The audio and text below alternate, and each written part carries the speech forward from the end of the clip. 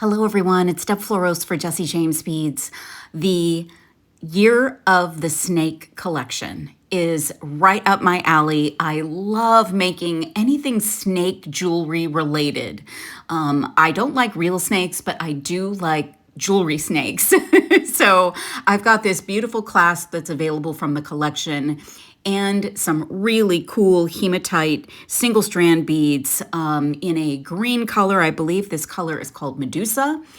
And I added some of my own seed beads. So I'm using a 15-0 seed bead, and I'm taking 19 strand wire and stringing on one of the beads, one of the seed beads, one of the beads, and I'm just making that pattern for the whole span of the bracelet. Now, you may want to do it a little bit differently. It does matter which direction you string on the beads. You could do it randomly. I wanted them to string on all the same way, so I was very careful to do that as I put this together. But you could most certainly do it however you would like. Make a slightly different snake pattern for yourself. You can even add more seed beads in between the scales that these beads look like.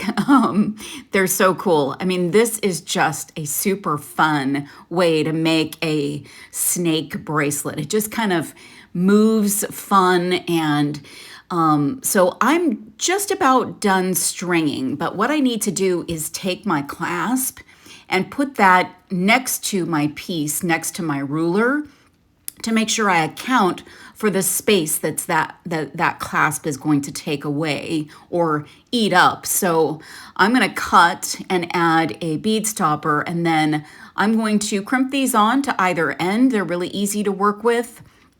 And what I'm doing is adding a size 2 crimp and some French wire, about 1/2 inch at each end.